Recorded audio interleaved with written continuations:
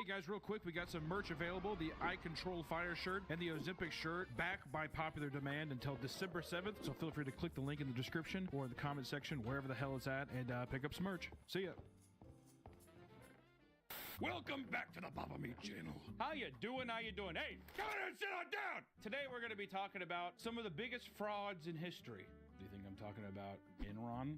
I could be. What about that one guy on Wall Street that was like a giant pyramid schemer? He was like money laundering or something. His name Monk? Nope. That's the show about the germaphobe detective. That's a good show. So is House. Nope. I'm talking about two of the people that I hate more than anyone else in the entire world, the Warrens. In the name of Jesus Christ. Listen, the Conjuring franchise is one of the largest horror universes ever in cinema history. It is the most profitable, I can't believe that too, by the way. The Conjuring is the most profitable horror franchise of all time, spanning 11 movies and generating billions of dollars, okay? Annabelle. Take my money. I mean, like, what? One of the main reasons for this is that most of the movies are allegedly based on true stories that the Warren family have experienced, right? It's spooky because it's real. These are recountings. These are basically documentaries, Nick. Basically, the Conjuring movie. Go and show a scene from the Conjuring. That happened. Remember this scene?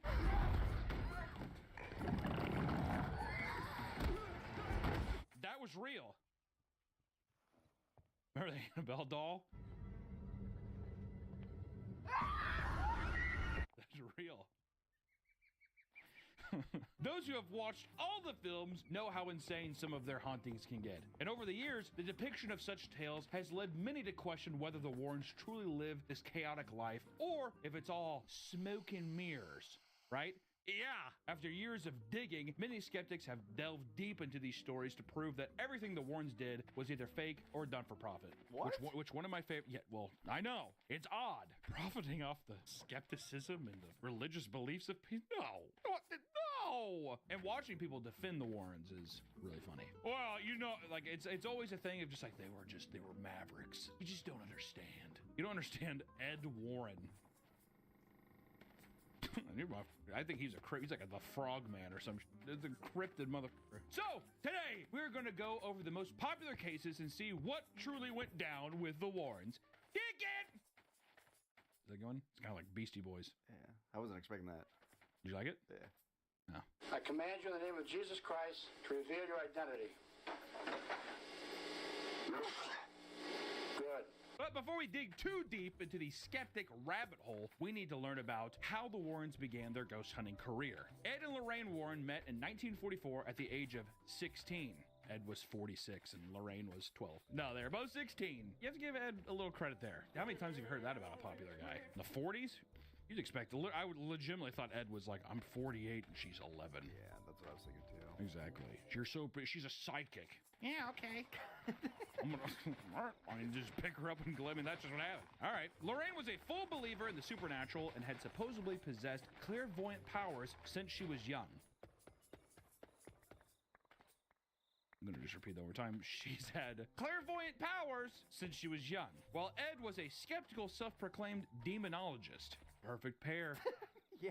Also, I love the idea of a skeptic demonologist. I don't believe in this, but I put all my thought and energy into it. I think all this shit is like wacky, kooky, but seriously, that's my entire life's work. But that's how you get people to believe you. Because You have to have the skeptic there. I doubt it's that, right? And she's like trying to talk to the dead or something. Well, that's the thing. It's kind of like X-Files. Do you think they're based, Scully and Mueller are based on? I think it kind of a little bit of everybody's based off of Ed and Lorraine. I think they are that infamous. You have to have the skeptic with the believer. Because the people who watch this shit believe. The thing that people like is watching the skeptic get turned. That's how you do it. You know what I mean? And Lorraine, smart about it. Smart. Horrible liars. Smart people, though. After getting married, Ed would attend Yale's art school, hoping to start a career he had dropped out only 2 years later. Wondering what to do next, the couple decided to combine their interest, and shortly after Ed dropped out, they founded the New England Society for Psychic Research and began ghost hunting. I like how we kind of presented that like, if you become a failed painter, you just become a ghost hunter.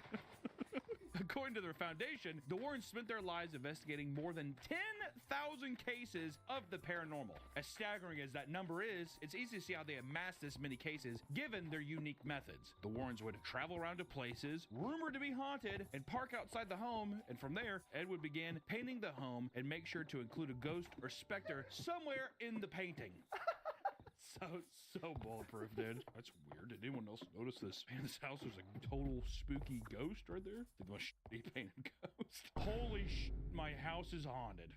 This episode's sponsored by Displate! The holidays are here, and if you're looking for the perfect gift for someone, Displate's the best place to start. Because you can capture all their passions with Displate's unique metal posters. Displate has over 2 million artworks available, ranging from original art and officially licensed designs like Marvel, Elden Ring, Warhammer, and Netflix. And these posters look stunning. The days of boring walls are over with the magic of Displate, and that's not all. One of the best things about Displate is that it's tool-free. Displates go up easy thanks to their magnet mounting system, which means no holes and no frustration, and your walls will be happier for it. All you got to do is find a place to mount your Displate and stick on the magnets. Magnets makes it easy to swap out artwork whenever you want. Now Displate has custom Displates where you can turn any image into a premium metal poster in order of minutes, like this one. Displate is celebrating Black Friday with the biggest discount ever. With up to 46%, there's no better time to grab your holiday gifts. Use the discount link in the description or use code MEAT to get 37% off when you order up to 2 Displates, or 43% off when you order up to 3 or 4 Displates, and 46% when you order 5 or more Displates. That's displate.com/PapaMeat. Thank you, Displate, for sponsoring our video, and back to the video. Yeah, it's supposed to be like proof of like I saw it, so I painted it. I bet he was fucking bummed when like cameras became more and more readily available. He's like, damn it.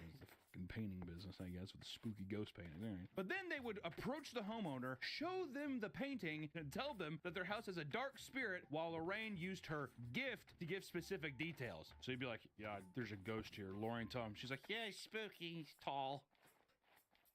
I like to, it's insane to think in the 40s, too. People were just like, oh my God, please come in. You know what I mean? Oh, yeah, letting them in. Yeah. Oh, yeah. Wow. Because also, too, I feel like people back then, just more honest. You'd have to assume. I mean, this is a dark time, too. I'm just saying that it was, people are probably just more, what is it, gullible? You think people were more gullible back then? Gullible and, like, inviting. Also, probably way more deeply religious. Yes. Yeah. You said what? You have a ghost in my house? Yeah.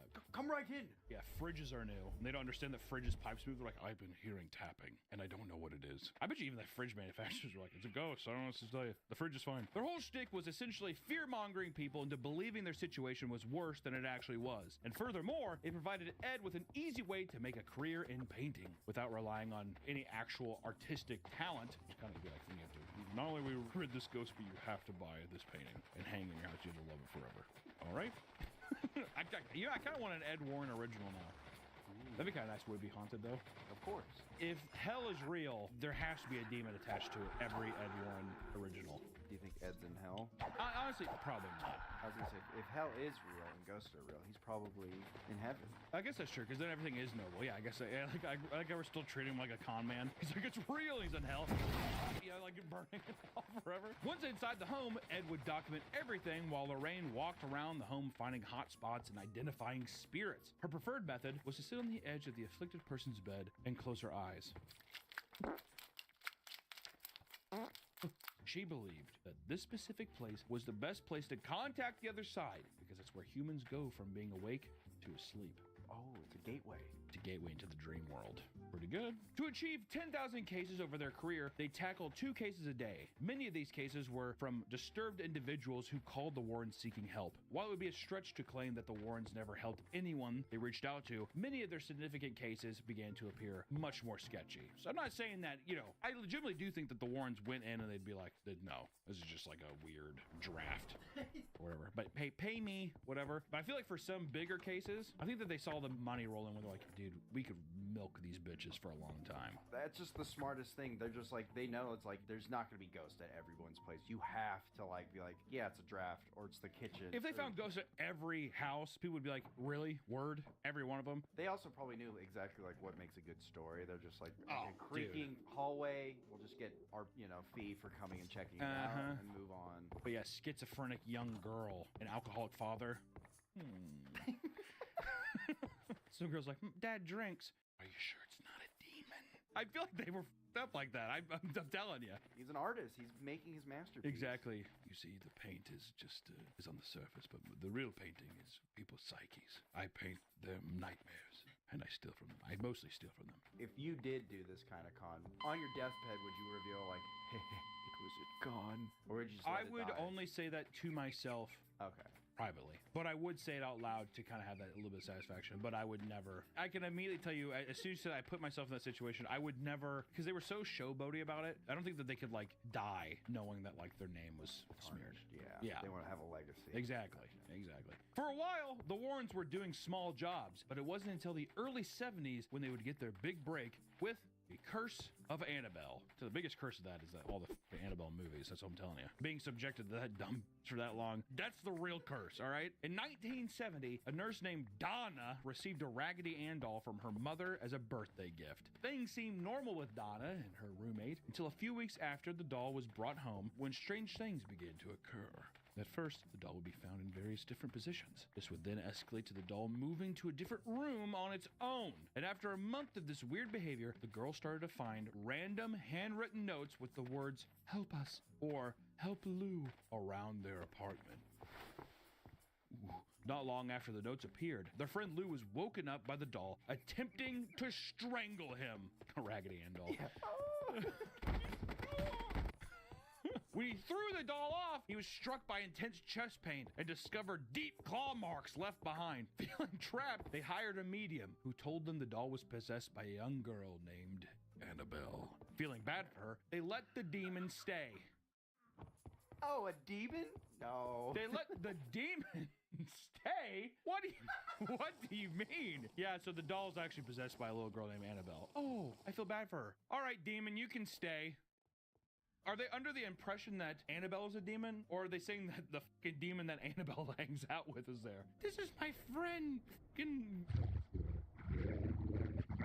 Feel free to stick around, bud. If it was a little girl spirit, I'd be like, oh, I feel horrible. Of course you can stay. But demon. It's just such a jump. And things only got worse and worse. Yeah. Causing the local priest, Father Cook, to contact the Warrens. And after inspecting the doll, they said it was not possessed, but in fact manipulated by an inhumane force. So what I think actually happened is she's like, oh my God, I feel bad for you, little girl. You can stay. Of course, you know, like the demon takes off its wig and its little dress and it's like, I'm actually a fucking demon. I think is what happened. Yes. After their investigation, Father Cook performed an exorcism, and the Warrens took the doll home. The Warrens claimed the doll caused them to swerve and almost crash during the trip. Couldn't be Ed's alcoholism. That's actually so great to think Ed's like trash. Can you believe little doll just almost made me wreck? Lorraine's just like blacked out in the next seat over. Yeah, in the spirit realm. Yeah, exactly. Eyes rolling back for her head. Better have a couple before she gets back. They also alleged it once levitated in their house. After being locked away, it allegedly caused the death of a man who mocked it by crashing his motorcycle. This thing looks fucking stupid. Once again, after a couple Ed Warren Mai Tais, no wonder. Yeah, your friend drive home. Ed, I feel sore. Get the hell out of here. I like to imagine he rolled up on the bike and made fun of it and he crashed. Hey, that doll's stupid as hell. Explodes. It is also thought to have killed the director of the Devils on the Run tour, which showcased the Warrens' artifacts nationwide. It all seems like alcoholism. Yeah, at this time, yeah, it's just drunk driving. It's 100% drunk driving. Gin doesn't get you drunk. It's clear. It's like water. I can't believe Annabelle killed that poor man. So, is the doll really possessed, or was it all a big hoax? Do we have to? Yeah, we have to do that. I wonder where we're going with this. As soon as the doll was in their possession, the Warrens immediately monetized what was supposed to be a super dangerous demonic item. It was displayed in their museum and became a major draw for visitors who would pay to see it. Not only that, but they turned the doll into a media sensation. So far, it has appeared in 11 different movies, including nearly every Conjuring universe film. And it has cameos in DC's Aquaman and Shazam. Warner Brothers also had to pay the Warrens for the rights to their story about Annabelle to use her in the films, okay? Cash cow. You don't even want to look at this thing. We will let you put her in every film that you possibly want. Also, it's funny because it is a Raggedy Ann doll. But It's a Raggedy Ann doll. But in the movies, they make it like a weird, creepy. Well, yeah, because it's not scary. It doesn't actually, like, look at the normal doll, and then look at the Annabelle movie doll. The Annabelle movie doll looks like a fucking, like, not even a dwarf or, like, a little person. It looks like they shrunk a woman down that has been dead for, like, 7 weeks. And, like, in the movie, she's just like, oh, this is the one I've been missing. And she's, like, significantly larger than the rest of the pieces. Okay. For the Devils on the Run tour, the advertisers intentionally spread misleading rumors that the doll had gone missing to generate more buzz and boost ticket sales. Perhaps the most damning piece of evidence is that the Warren story is nearly identical to a Twilight Zone episode released a few years earlier. In 1963, titled Living Doll, the plot follows a mother named Annabelle who gives her a doll named Talking Tina, which hates her stepdad. The doll would say that it was going to kill them and it would disappear and reappear at random. And the Warren story is almost identical down to the finest details of the Twilight Zone episode. Rod Sterling, my hat's off to you. Twilight Zone, one of the best shows of all time. I'll say it. I'll be so brave. Can I be so brave? You may. Thank you. Now the doll and all of the artifacts are still on tour, and comedian Matt Rife recently purchased the museum with plans to continue operating it. Matt Rife. The Annabelle doll from the movies kind of looks like Matt Rife. I'm surprised Zach Baggins didn't buy it. I bet you anything Zach Baggins wanted to buy it, but he couldn't. He already had the Dybbuk box, so that about broke me. He has his own doll. He has his own spooky doll. The one that gave me a bloody nose. That's true. Nick did get a bloody nose in there. If you looking at the monitors, they show people passing out in the rooms and stuff. There might be one with Nick having a bloody nose, I'm telling you. With the success of the Annabelle story, it wasn't long before the Warrens found another prolific haunt. This time, they targeted the Perrons. This haunt is the plot of the first Conjuring movie and is almost identical to the Warrens' own account. In January of 1971, Roger and Carolyn Perron moved their family of 7 into a farmhouse built in colonial times and lived in by the same family for 8 generations. Long time. Old house, big house, it's spooky, right? Only one family's ever lived here over 8 generations. That's fucking insane. Yeah, wow. Yeah. It's crazy. According to the Warrens, the previous owners all died off in mysterious ways, from drowning to brutal murder. That is mysterious, Ed. Right after moving in, the family saw apparitions and smelled random odors in the home. Carolyn and her 5 daughters also began to find unexplained bruises on their bodies. Please. Oh, yeah, the dad. Yeah, the dad beat the shit out of him. He's like, if you tell anybody, I'll fucking kill you. I don't know how it happened. It was definitely that. It's 1971. What do you think the authorities are going to do? Can we talk to you? No, they're going to be like, okie dokie. That's all that happened. Just like in the movie, the dog is found murder outside and things get thrown around at the home. At sometime in the mid-70s, the Warrens show up and proclaim the house to be possessed by a witch named Bathsheba. Bathsheba.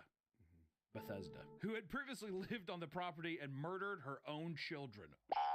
They would spend years coming and going from the home, trying to help the family vanquish the demon that lurked inside. It all came to an end when Bethesda possessed Carolyn, and Lorraine had to conduct a seance on her. During the ritual, Carolyn's daughters reported the chair floated in the air, and the mother screamed in tongues. And after the demon was banished, the family lived in the home until 1980, when they moved out due to financial difficulties. For years, many were shocked by what was believed to be a true story. Andrea Perron, the youngest daughter, was none too pleased. She completely dismantled all the Warrens' legitimacy through multiple interviews. According to Andrea, the Warrens just showed up out of nowhere and started investigating after hearing a rumor that the house might be haunted. I like to think they woke up one morning, the dad was like, Ed's like down there cooking bacon. You're up. Imagine this man waiting for you in your kitchen cooking bacon. Hey, early bird gets the worm, huh? She distinctly remembered that all of the insane ghost activity only started when the Warrens showed up and declared Bathsheba to be haunting at the home. So they were beating the kids. Yeah. It kind of almost makes it seem like, yeah, Ed would just come up and pinch us really hard at night. How'd you get that bruise? Probably because you're fucking pinching us with your big ape hands. No, that's Bethesda. She also remembered the night of the seance going completely differently. According to Andrea, the Warrens couldn't even fully conduct the seance because her father, a massive skeptic, disliked what they were doing to his wife. So he kicked the couple out and told them to never come back, fearing that their work was damaging to his wife's mental health. Fair. So it sounds like they... Aren't you scared right now?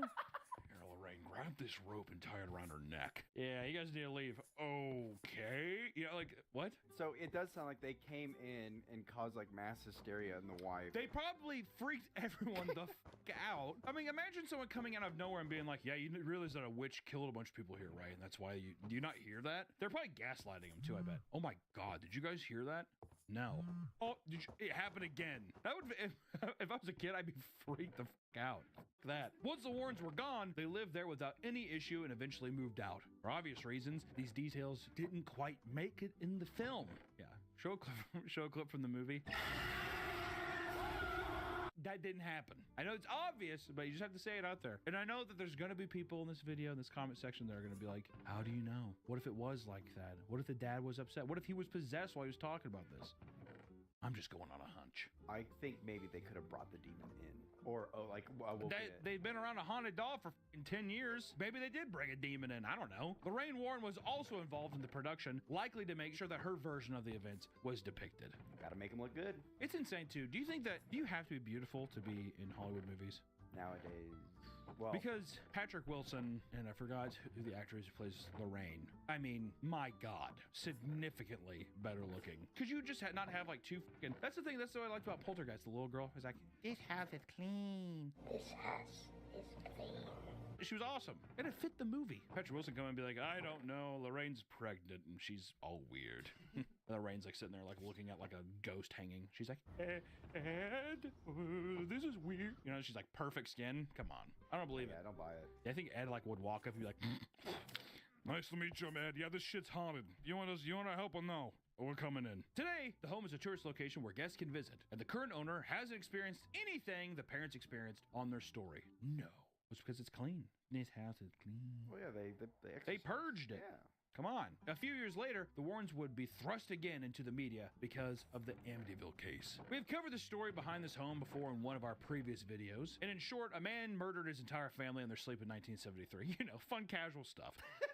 The Lutz family moves in a year later and encounters green slime, sudden cold spots, and a mysterious voice urging them to leave.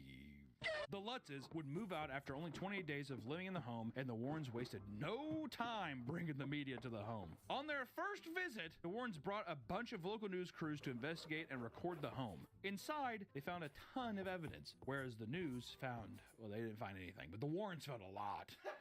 And shortly after the Warrens left the home, they co-wrote a best-selling book and created a movie that grossed over $86 million. No big deal. And now the Amityville horror franchise has 25 movies and is one of the most marketed and well-known ghost stories out of all of them, right? I mean, out of all the ghost stories, I feel like everybody fucking knows that stupid-ass house with those dumb-ass windows. They look cool. I'm bummed. The end of Amityville 3D fucked me up as a kid. Show the guy popping out of the sewer.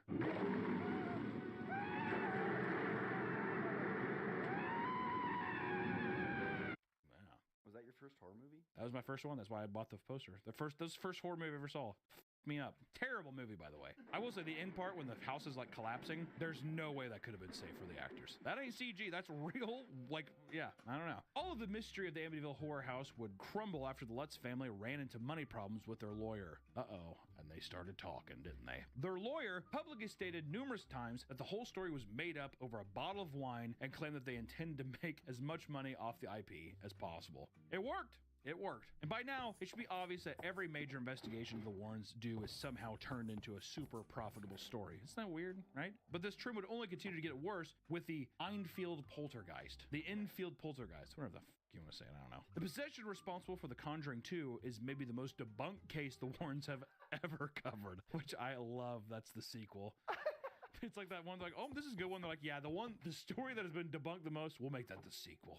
It's so good. It all started at a small town in London, England, where Peggy Hodgson began hearing loud noises in her daughter's room. She would run over to find the dresser moving by itself. Ah! Terrified, she called the police and had investigators check out the home, but found nothing. This paranormal activity continued, and so did the police checkups. It wasn't until a week later that the police would watch a chair wobble and slide across the floor, and from there, the media circus would flood the home and try to capture anything it could. What drew international attention to the case, including the Warrens, was the possession of Peggy's 11-year-old daughter, Janet. Objects and toys in her room would regularly fly around and strike Janet on the head. Oh. She even claimed that her curtains wrapped around her neck and tried to hang her. Scottish there. Hang her! It grew up around my head and it hung me. However, she is most known for her audio recordings, where a low-pitched, grumbly man named Bill Wilkins would talk through her and claim to have lived there before the family. Is anybody there? No. Who's there? Doctor. Doctor Who? You don't want to fucking be right? Janet, why are you talking like that? The debunking of the story begins with the Warrens' visit to the Enfield home. Guy Lyon Playfair, a paranormal investigator who had spent days with the family, said that Ed and Lorraine showed up at the home for only one day. They were there for a day. And during this extremely short trip, the family claimed that they didn't invite them because they had never heard of them before. They're probably like, oh, please, you've heard of me. I've never heard of you before, mate. You gotta get at me. He then states that he overheard Ed discussing how they could make a ton of money off the case. So right off the bat, the Warrens' involvement depicted in the movie is an exaggeration. It's not even, it's nothing. The only thing that's real about it is that their names are Ed and Lorraine. Okay? Even with the Warrens barely being involved, they still took the story back to the United States and lied about a ton of the details of the case. For starters, the countless interviews of Janet talking in her low-pitched voice were debunked by professional ventriloquists as a basic trick. The photo of Janet being levitated off her own bed, which was another famous piece of evidence, has also been debunked. The photos clearly showed her legs tucked under her body, demonstrating that she simply jumped off the bed before the photo was taken. Other clues that proved the haunting was faked include hidden cameras and catching Janet bending spoons and slamming a broomstick on the ceiling. There's also the interview with both Janet and her sister Margaret, where both the girls admit that the whole thing was faked, and the interview went as follows. How does it feel to be haunted by a poltergeist? It's not haunted. And Margaret, in a hushed tone, did, "Shut up." Why isn't it haunted? I don't know. Does it frighten you, the things that happen here? Who would have thought that the self-proclaimed demonologist, art school dropout, and medium were really scam artists preying on the religious fears of vulnerable people? No. We'll have to do a video ranking all the Conjuring movies. We've done it with Saw, Final Destination, Paranormal Activity. We've done a lot of them. The Conjuring would be a good one. But I gotta say this. Ed and Lorraine Warren. Fuck you. Yeah, burn in hell. Burn in hell. You extremely... I was gonna say unattractive. Yeah, you ghastly, ghoulish men and whatever. Hey, Ed and Lorraine Warren, up yours. Yeah, fuck you. And also, if you're a skeptic out there, my God, open your eyes, please. That's all I gotta say. Doesn't mean, hey, I'm not saying that ghosts aren't real. I kind of said it a little bit, but I'm just saying that these people definitely they're scamming you.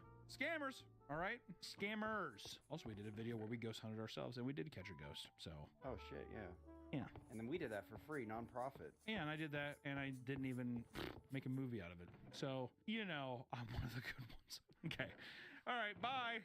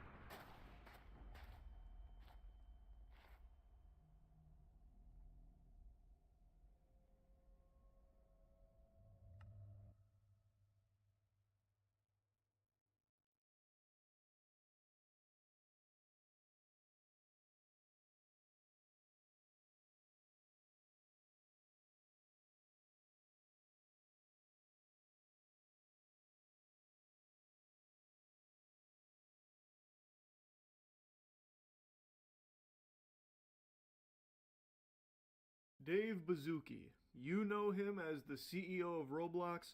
I know him as a weird urinal cake I can't help but pee on from time to time because everything that he has done as CEO is just so odd.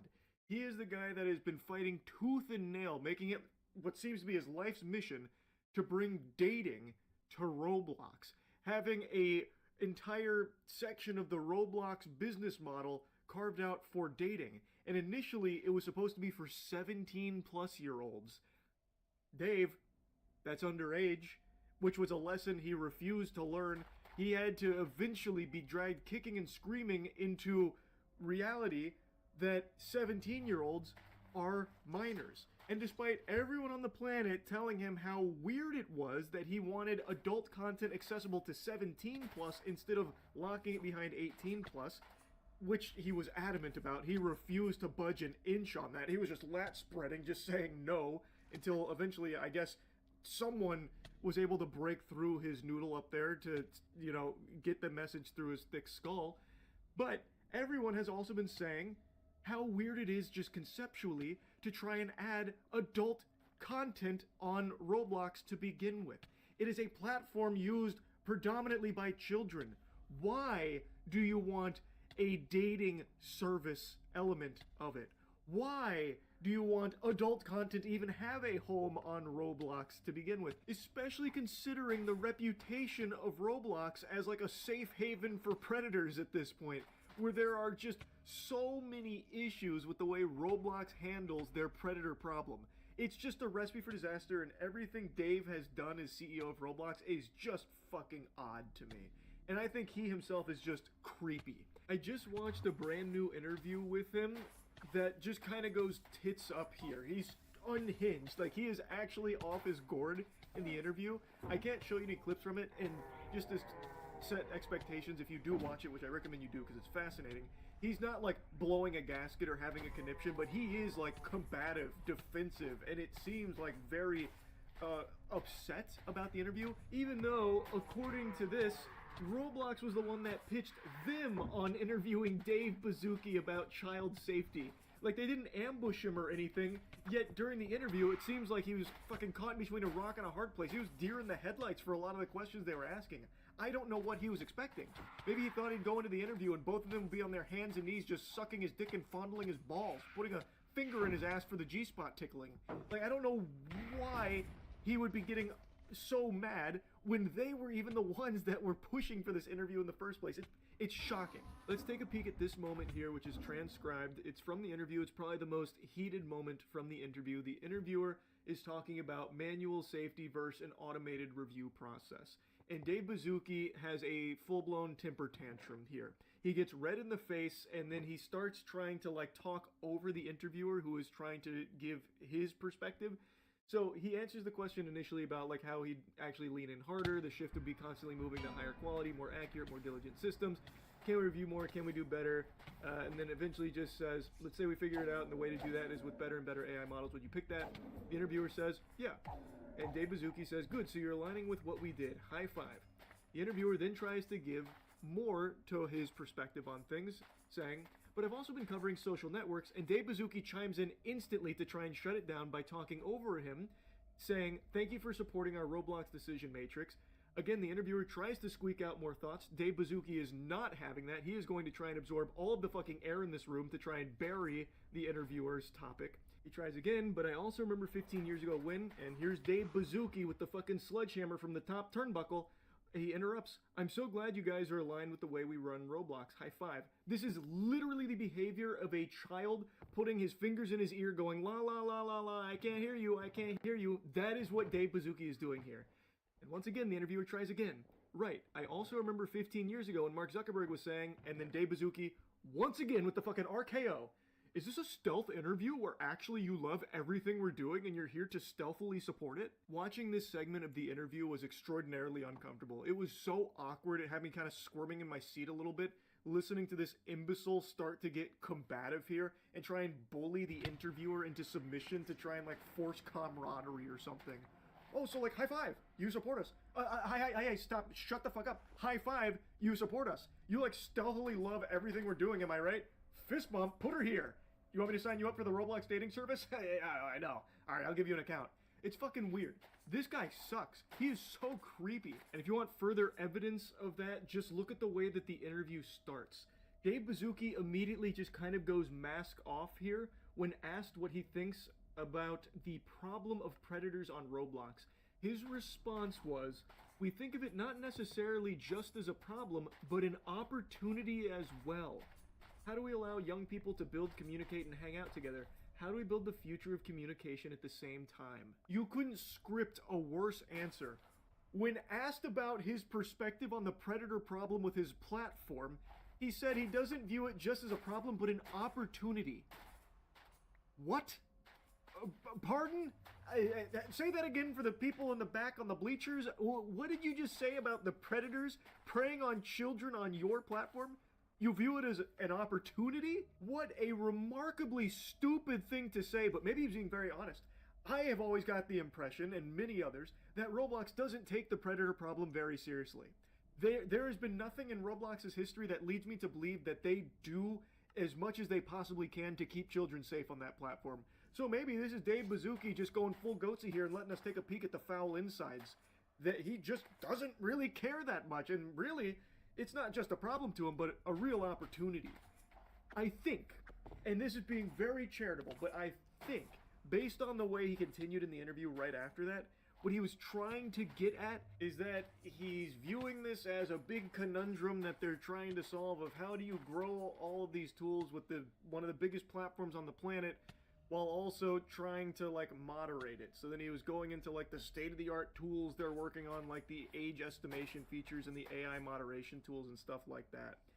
So it seems like he's trying to say like he's viewing it as an opportunity to grow their safety measures, kind of.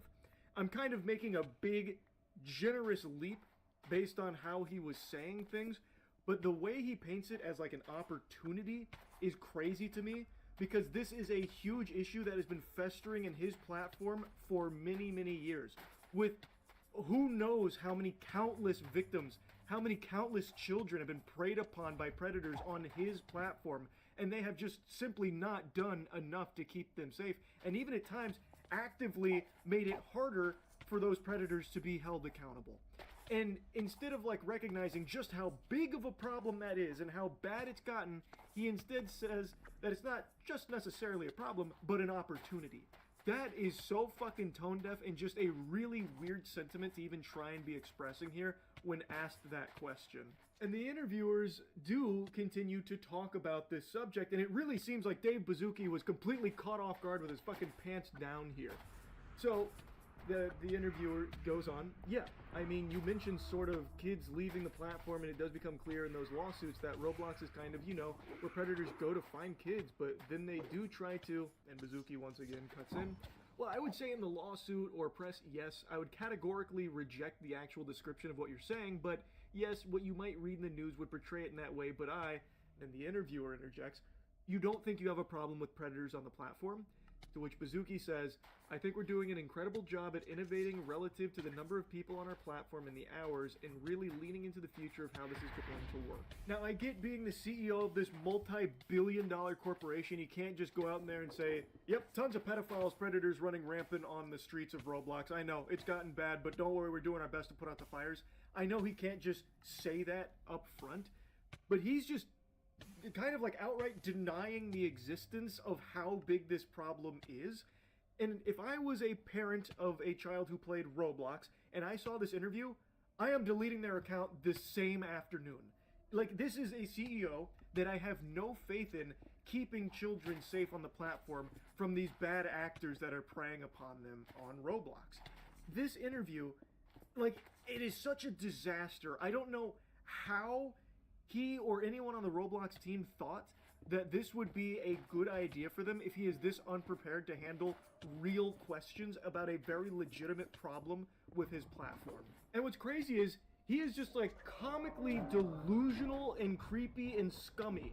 Like, not even just in the way he handles the questions about child safety on the platform, but one of the hosts here asked him a joke question about should there be a poly market for kids inside of Roblox, which is clearly in jest. Would you ever put a prediction market inside Roblox, like let kids bet with their Robux and say, I bet he's gonna steal a tung sahur. I know I've reached unk status at 31 years old. I have no fucking idea what that means.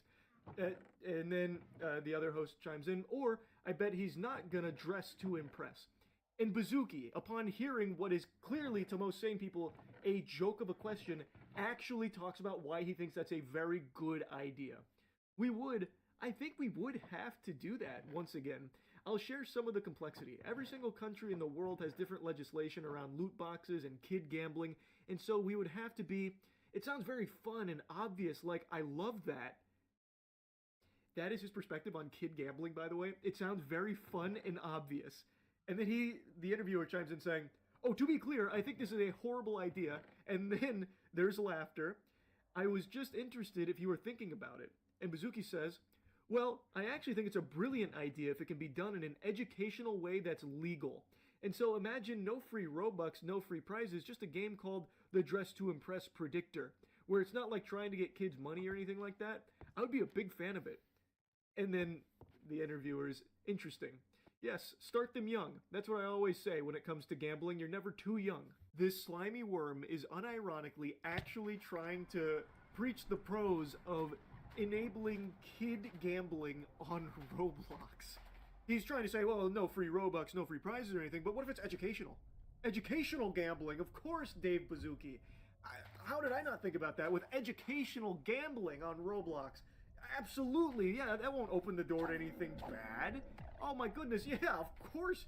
It makes so much sense, David. He doesn't even try and, like, spruce it up a little bit, clean it up, tidy up the rough edges there of, like, children gambling. He himself literally says the word kid gambling. So he's just fully open, like, yeah, kid gambling. Like, maybe that is a brilliant idea we should consider.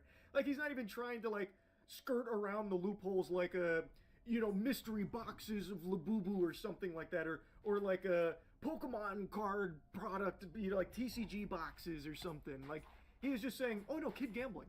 Yeah, no, actually, that's a brilliant idea. We'd have to find a way to do it legally, of course. I'm sure there's a way, but it could be great education. Wild. Actually wild. Like I said, I highly recommend you check out the actual interview. It is unbelievable that not only did he agree to do this interview, but that it was their idea to do this interview in the first place. He wanted to be interviewed, apparently. Unreal. I just had to yap about this once I watched it. That's really about it. So yeah.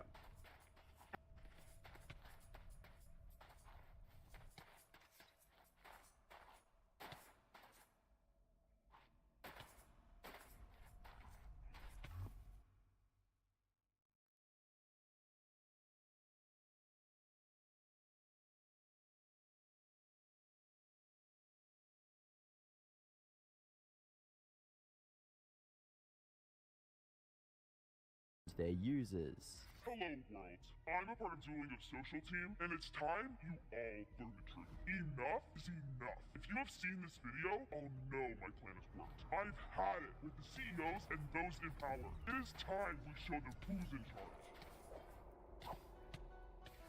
Hi, I'm the Internet Anarchist. I create weekly YouTube documentaries, and today we'll be examining the rapid reputational downfall of Duolingo, what they did to turn their user base against them, and why their attempts to quell the controversy only intensified it.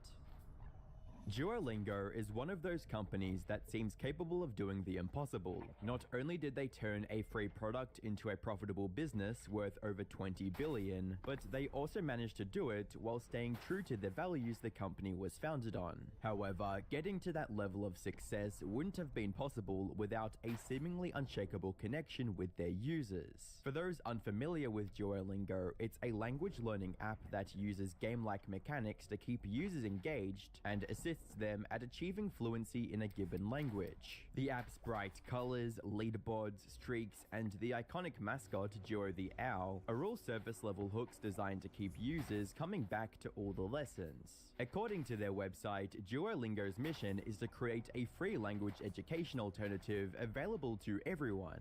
This mission was so compelling that even before Duolingo's launch in late 2012, the app had over 500,000 users on their wait list. By the end of the following year, that number had grown to over 5 million users. While being completely free was enough to bring in users, it wouldn't be enough to keep the company in business long term. This problem pushed Duolingo's founders, Louis von Ahn and Severin Hacker, to find alternative ways to generate revenue beyond charging users up front. Louis already had experience monetizing a free product when he created the website security service Captcha, but doing the same with a language learning product wouldn't be as easy. From experimenting with the ideas of selling user-made translations to including ads after lessons, Duolingo's founders spent the first 5 years of the company's existence searching for a way to generate sustainable cash flow from their users. Since they couldn't monetize Duolingo right away, the developers focused exclusively on improving the user experience and quality of lessons to maximize the time users spent engaging with the app.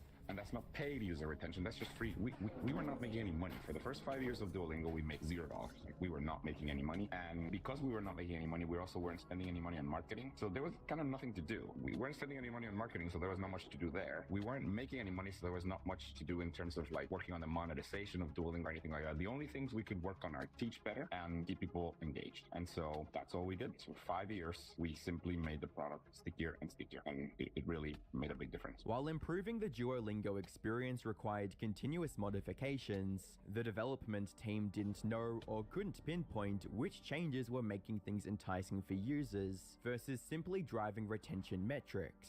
Two things were happening. Number one, we would add the screen and we couldn't tell if the thing was better or not because we would see that the metrics were like either kind of flat, but if they were flat, we always found an explanation like, oh, it's because this week is Thanksgiving or whatever it is, and that's why. Normally we would have gone down, but because we added the screen, we didn't go down or something like that, like whatever. Just couldn't tell if things were actually helping or not. And in addition to that, we couldn't tell which idea was good and which wasn't because we're like, well, if we couldn't tell if that was a good thing or not, we, I don't know, was that a good idea or not? And so at some point it occurred to us, you know what, we should actually run one A/B test and figure out if that thing was actually good. I remember we ran a test. I don't remember exactly what the feature was, but I remember there were like 4 options and each one of us bet on which the option was going to be best. And we thought of ourselves as very good product people. And it turned out none of us were right. From then on, changes to Duolingo were almost exclusively done through rigorous testing paired with user feedback. This feedback loop of testing features to identify and modify user metrics eventually gave rise to some of Duolingo's gamified components like XP, hearts, and leaderboards. The most important feature to come out of this testing cycle was the streak system. Every day users complete their lessons, they're congratulated by the app's mascot Duo and have their streak count go up by 1 day. This naturally kept users invested in returning to the app, but it was the developers handling the notifications that reminded users of their streak that really got them hooked. With notifications like, "Hi, it's Duo. Make your screen time count. Take a quick Japanese lesson now." And, "Hi, I miss you. Do you want to practice your Spanish today?" Like a friend or tutor trying to get you to study more, Duo the Owl built an emotional connection with users and gently nudged users to return to the app. However, these notifications weren't sent out randomly or in perpetuity. If users didn't respond, they'd receive this borderline guilt-tripping message from Duo. "These reminders don't seem to be working. We'll stop sending them for now." This choice to respect their users proved highly effective in bringing them back to the app.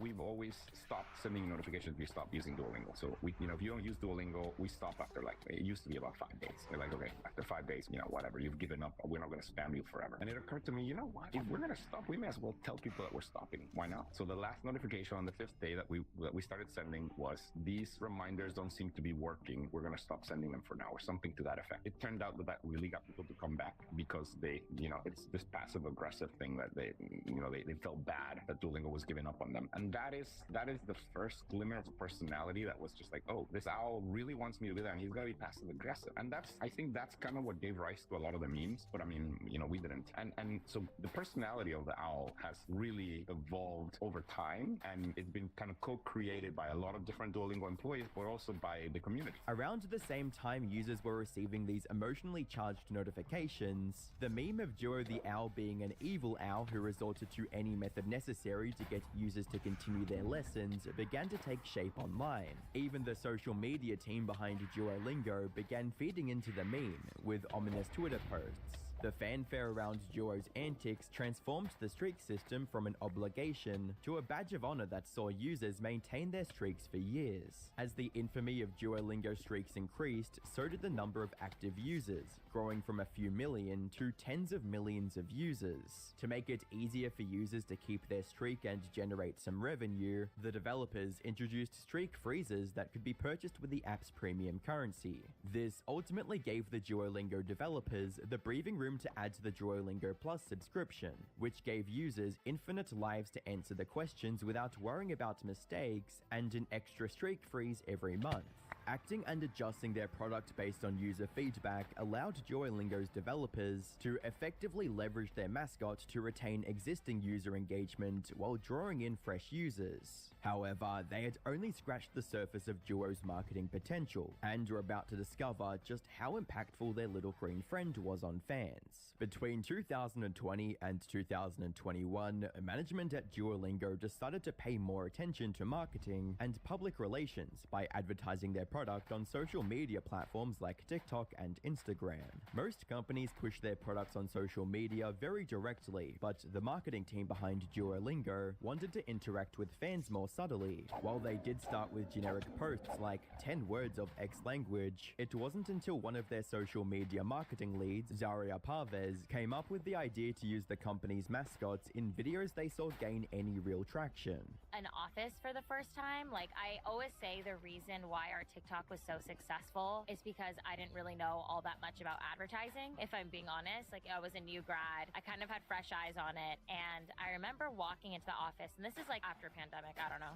But when the office opened for the first time and things were coming back to normal, and I walked into the office and there was this big green owl, which is the suit we all know and love today, just sitting in the corner. And I was like, that is so freaking weird. Like, why is it just there? No one's reacting, whatever. And at the time, it was just meant for like people team stuff where they go to recruiting events and then the owl pops up. And I was like, what if I just like, and I love TikTok on my own. Like, I was already consuming it. And I was like, what if I just make like a funny piece of content off of this? And it was nothing crazy risky. It was nothing like, I would say, to the extent of what you may see Duo's TikTok do today, but it was just different. It was unexpected and no brand was doing it yet.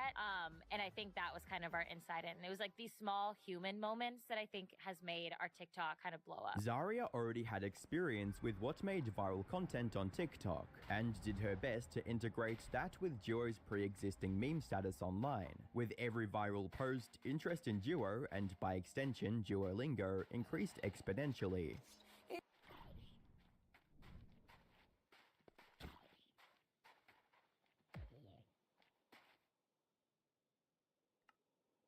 This growth was only multiplied by the fact that people were stuck indoors during the pandemic and desperately needed something both engaging and productive to pass the time. By the end of 2021, the Duolingo TikTok page had garnered 100 million views and over 1 million followers. This strategy of focusing on entertaining viewers first and then getting them to learn second would truly set Duolingo apart on social media.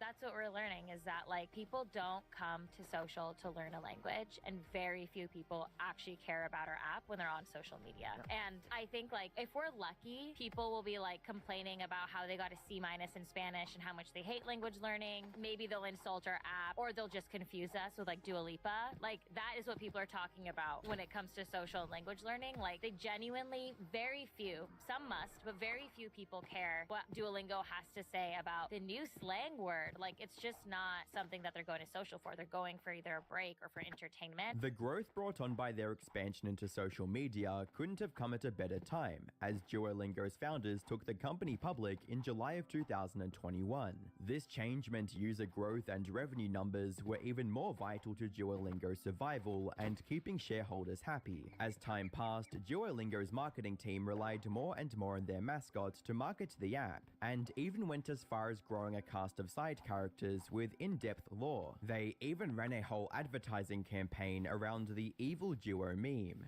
Has your family been taken by a corporate mascot? Were you extorted by an enormous green owl? Have you been physically or emotionally injured by Duolingo? Did you want to learn a new language but lost your streak and your loved ones? Did you receive disturbing threats such as Spanish or vanish, French or the trench, Japanese or broken knees? If you're a victim of the Duolingo owl, you're not alone. Hi, I'm Peter Francis Manchetti, attorney at law.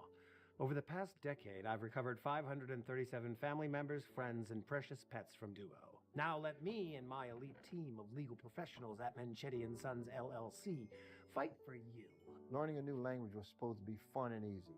Well, if you've ever been thrown in the trunk of a car and driven across state lines by a huge green owl, you know that there's nothing fun and easy about Duolingo. Within a few years of bouncing between improving the app and engaging with users on social media, Duolingo's monthly active users had grown to over 100 million and almost 10 million paying users. At this point, it seemed like Duolingo's business metrics could only go up, and they'd forever remain the untouchable king of educational apps. However, one or two short-sighted, cost-saving tactics were about to significantly handicap their growth. In January 2024, Duolingo announced that they had laid off 10% of their contract staff due to increased productivity brought on by AI technologies. As you'd imagine, users weren't too happy about this change, not only for the people who had lost their jobs, but also for the inferior quality of generative AI when it came to teaching users. Have you noticed how spell check is getting progressively worse? It's because they've incorporated AI into it, and AI doesn't actually think, it just looks at trends. If everyone misspells prepare as prepare, pretty soon spellcheck will tell you that prepare is wrong and that you want to correct it to prepare, because the AI will believe that's correct. And that will cause a feedback loop as people let autocorrect make incorrect corrections. It will reinforce those mistakes. Other users would go as far as cancelling their subscriptions to the app due to the bugs in the AI-generated lessons. Utilizing AI tools is something that shareholders expect from almost every tech company. However, the problem lies in how much they rely on AI and how it affects the livelihood of their employees. Depending on generative content to fill their learning content would severely dilute the app's quality. Using AI to substitute their work would diminish the humanity that made Duolingo what it is. From their marketing to the language material in their app, Duolingo was created by humans for humans, and anything that undermines their reality would do catastrophic downfall to their platform. Developers at Duolingo need that attitude of testing features properly with user feedback now more than ever. Sadly, the allure of higher productivity with generative tech was too much for the leadership at Duolingo to ignore, as they fully jumped on the AI hype train and steamrolled their reputation. Around late April 2025, Duolingo CEO shared an email announcing the company's new direction as, quote, an AI-first company, and framed it as a critical business move for the future of their app. Reading, AI is already changing how work gets done. It's not a question of if or when. It's happening now. When there's a shift this big, the worst thing you can do is wait. In 2012, we bet on mobile, while others were focused on mobile companion apps for websites. We decided to build mobile first because we saw it was the future. That decision helped us win the 2013 iPhone App of the Year and unlocked the organic word-of-mouth growth that followed. Following this, the email highlights the impact of AI on how much content is produced and the changes they'd be making to their workforce in response. Reading, it helps us to get closer to our mission. To teach well, we need to create a massive amount of content, and doing that manually doesn't scale. One of the best decisions we made recently was replacing a slow manual content creation process with one powered by AI. Without AI, it would take us decades to scale our content to more learners. We owe it to our learners to get them this content ASAP, will gradually stop using contractors to do work that AI can handle. It goes without saying, but discussions like this around AI and automation often don't go over well with fans. The backlash to this email was immediate and intense. Some users either considered or outright ended their multi-year streaks in protest, while others started petitions against Duolingo's AI integrations. Around this time, more and more users began complaining about the errors and bugs in the app. As one user put it, "Look at that garbage English translation. A completely nonsense sentence. I have an almost 1700-day streak, but I'm ready to walk away if this is what sort of stuff the AI translations are providing. I have no confidence that what I'm learning is correct if it spews out this kind of slop." All this fed into the sentiment that Duolingo had become a subpar language learning program, and some users even suggested that people boycott the company en masse. We have to fucking boycott any company that says they're AI first. And yes, I'm talking about companies like Duolingo, because this whole idea of replacing human beings with AI is only going to get worse if we don't take a stand now. And I'm sick and tired of all these stupid ass CEOs acting like AI is going to make everybody's life better. Not if you take people's ability to make income, because how are they going to survive? And what's even more annoying is hearing people try to downplay AI as if it's not going to replace the majority of people's jobs, comparing it to other advancements in technology in the past. This shit is not the same. Like, these companies are all trying to convince us that AI is just going to help us do our jobs better, when in reality, companies are starting to come out and say that they are going to use AI first before they hire people. And honestly, it might already be too late, but we're still early enough to where we can try to do something. So if you hear of a company doing this and not hiring people or firing people because of AI, boycott them, unfollow them, stop using their products, delete them from your apps. Because at the end of the day, all they're really trying to do is to make more profits for the people that are already on the top. Duolingo initially didn't respond to users' concerns. Instead, they made all the content on their social media platforms private. Naturally, users assumed that this was just a ploy to get people's attention and set up another marketing stunt, with the user stating, "Probably a publicity stunt like always, getting ready to talk about chess probably." As predicted, Duolingo's PR team came out with a response video, but it wasn't what fans expected. On the 20th of May 2025, Duolingo released a video on their social media titled "The Truth," exposing Duolingo, in which an individual wearing a three-eyed Duo mask tries to sympathize with users. Hello, world. I'm a part of Duolingo's social team, and it's time you all learn the truth. Enough is enough. If you have seen this video, I'll know my plan has worked. I've had it with the CEOs and those in power. It is time we show them who's in charge. We taught the green bird how to twerk. We put him on the map, only for the elite to ruin it all. Everything came crashing down with one single post about AI. And for those accounts pretending to be me, you can't outdo the doer. You know that one time where Duo died? That wasn't a stunt, it was a signal, a distraction from what was really going on. We were just told to act normal, but I haven't had one normal thought since 2022. No more wearing that smutty suit. No more taking the fall. We can't just move on and pretend that everything is fine. It isn't. No owl should be above the law. And no, they can't stop me. It's time to teach you a lesson. I changed all the passwords. Here comes the truth in 3, 2, 1. That clip would serve as a teaser to the real response from Duolingo. 2 days later, they released a follow-up interview with the CEO, where they tried to explain the reasoning behind the push for AI. I'm making the man who caused this mess accountable for his behavior. I'm demanding answers from the CEO, Luis Von Ahn. I know you're upset. I know people are upset. I want to make this right, and I'll answer any questions you may have. First question, so are there going to be any more humans left at this company? Our employees are what make Duolingo so amazing. Our app is so great because our employees made it. Our social media presence is so funny and unhinged.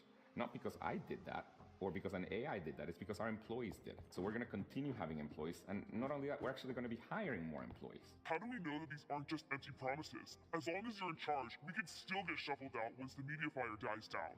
And we all know that in terms of automation, CEOs should be the first to go. AI is a fundamental shift. It's going to change how we all do work. including me. And honestly, I don't really know what's going to happen, but I want us as a company to have our workforce prepared by really knowing how to use AI so that we can be more efficient with it. When the topic of human communication requiring real teachers came up, Lewis focused on the quantity of AI output rather than the sacrifices in quality. Learning a foreign language is literally about human connection. How is that even possible with AI first? Yes, language is about human connection, and it's about people. And this is the thing about AI. AI will allow us to reach more people and to teach more people. I mean, for example, it took us about 10 years to develop the first 100 courses on Duolingo, and now in under a year, with the help of AI and of course with humans reviewing all the work, we were able to release another 100 courses in less than a year. So do you regret posting this memo on LinkedIn? Honestly, I think I messed up sending that email. What we're trying to do is empower our own employees to be able to achieve more and be able to have way more content to teach better, and reach more people, all with the help of AI. I guess you could have your TikTok back for now. And what about our Instagram? I'll consider it. And you can keep your LinkedIn. That's problematic. You can take this PR stunt one of two ways. Either you believe Lewis and Duolingo's statements when it comes to AI, or you can view this as a means of sidestepping the drama by playing into it. Either way, fans were unwilling to forget what happened and started spreading this message on Duolingo's recent TikTok, with comments reading, "Everyone listen up. Starting from today, we're gonna start ignoring Duolingo. We will not like the video, it posts or view it. Basically, we will ignore Duo. On everybody's soul, we ignoring Duo. Copy this and share this to every Duo-related video." Many users even became suspicious of Duolingo's recent social media posts and began labeling them as being made with AI. While the company's social media side wasn't responsible for the AI business direction, they would have to deal with its fallout. All the questions, outrage, and backlash would be directed at that specific side of the company, and any issues forwarded to the other departments would be mostly ignored. The only damage this controversy did to the company as a whole was with a dip in their stock price. However, looking at the stock's growth in the months prior, and it seems that dip is only a small loss to the shareholders. Considering Duolingo's history of testing and modifying features, it's only a matter of time before they iron out most of the recent technical bugs. However, the same can't be said for the recent AI components. Mistranslations and unnatural dialogue are AI's most significant weaknesses on the app. If the development team relies too much on generated translations, then the overall quality and effectiveness of the app will suffer. Couple this with the growing negative sentiments towards their social media platforms, and it appears as though users might start looking for a different app to continue their language learning journey. In a way, Duo the Owl collectively embodies all of Duolingo's employees and their trust with users. Once the thought of AI replacing said employees came into the picture, it felt as if parts of Duo were being replaced with something artificial for profit. Not just that, but the hardworking individuals behind Duolingo could be put out of work. Right now, the decision makers at Duolingo are stuck between two difficult choices. One, scale back the AI features to reduce backlash and to rebuild confidence in their product, or two, continue pushing for more AI features and risk alienating their users. Regardless of what option they choose, we can only hope they don't kill Duolingo for real this time. Like what happened with the impossible downfall of Top Gear. Click the video on screen to find out why.